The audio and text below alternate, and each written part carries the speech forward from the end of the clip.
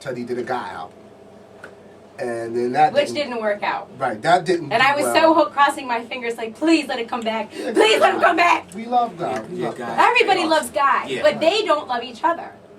Well, they have internal problems. From what I understand and what I heard, allegedly, supposedly, that's the rumor. Right. I mean.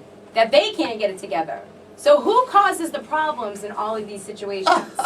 Considering that Teddy Riley has bounced from group to group to group. I mean, you decide that. See, I can't say. I can only say my problems with Blackstreet. I don't, you know what I mean? I don't know who's at fault with God.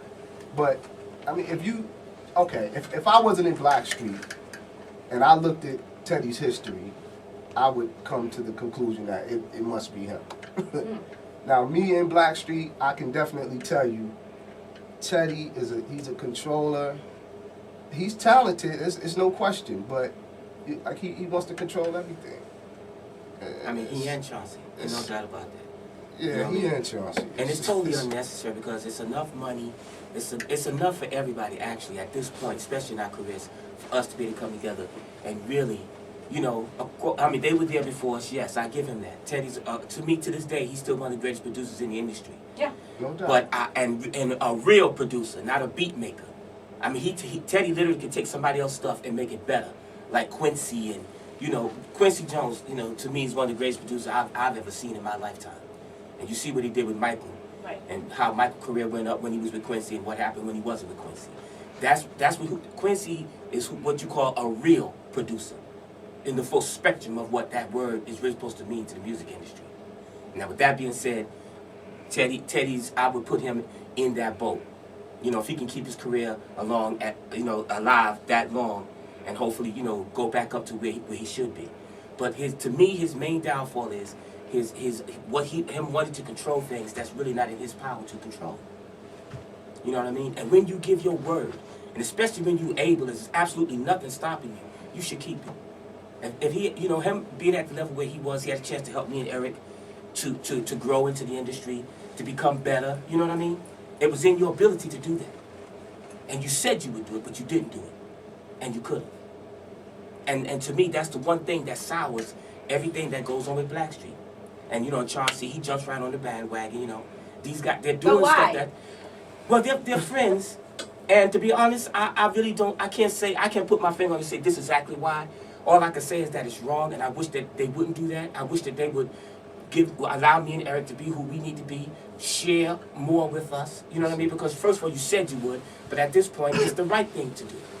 I listen to Mark, but see, that's not my thing. Just give me what I work for. That's all I want. So how much money do you think he owes you at this time, then, Eric?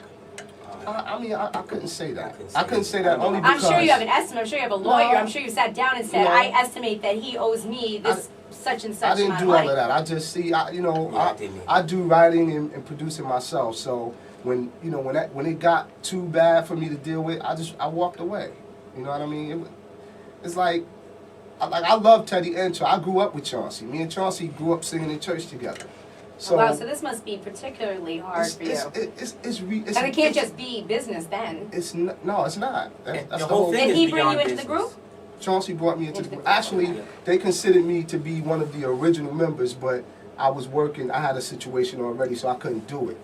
So. What was your original situation? I sung LL, Around the Way Girl for LL. I was working with Marley Marl. Oh, producer, so okay. I did a lot of that early hip-hop, R&B singing stuff. Yeah, the stuff we love.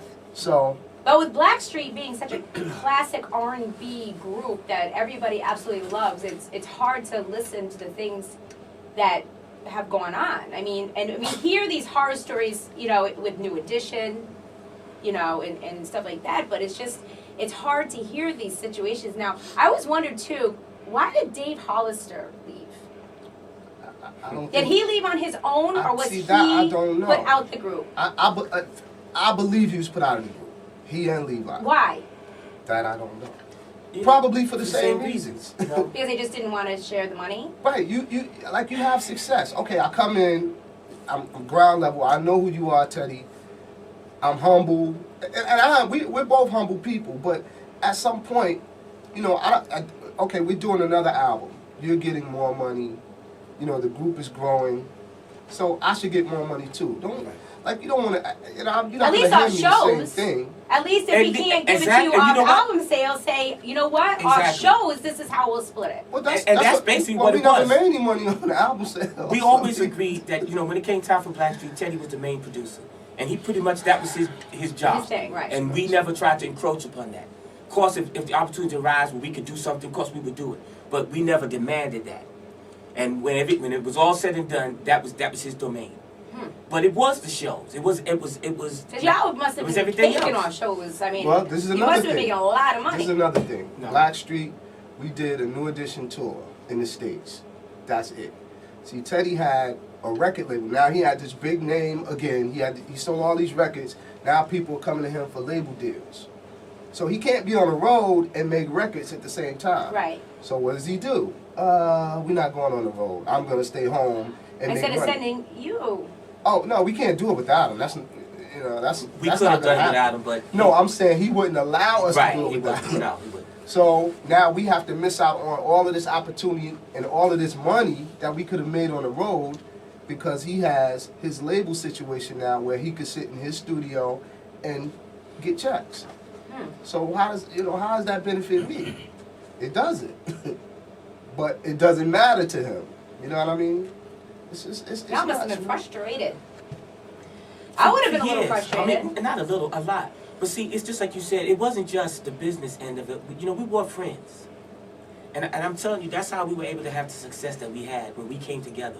We did bond. You know, we gave our words to each other. And everybody did their parts for that album to blow up and for that type of success to come. We prayed together. We ate together. We slept in the studio overnight. Went home just enough time to wash and get back and refresh ourselves. And we were right back to work, you know. I mean, no matter what came up, the four of us, we stood by each other. But when the success came, you know, Teddy, you know, and Chauncey, they couldn't share it on that level. They feel like it was successful because of them. Like I saw an interview with Chauncey not even that long ago, saying, you know, it was like, oh, what's going on with Blackstreet? And his response was something like, you know, people just don't understand that Teddy is the star. Teddy is supposed to get more. Well, Teddy, you produced the whole album. You got all of the upfront money. You got more. Right. Now, when it comes to the show, I'm performing as much as you are. Give me what?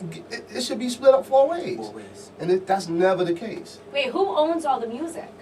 Teddy produces the music. So he'll always own it. He owns everything? Well, But he has a yeah, publishing he has deal, a- and then, you know, Yeah. the record label, you know, that it works like that. But he produced the albums. He's executive producer. It's his thing.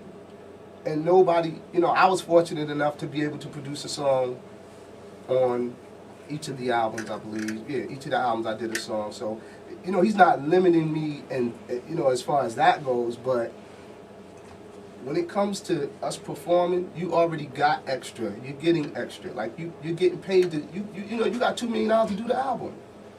That's your money. I'm not asking for any of that.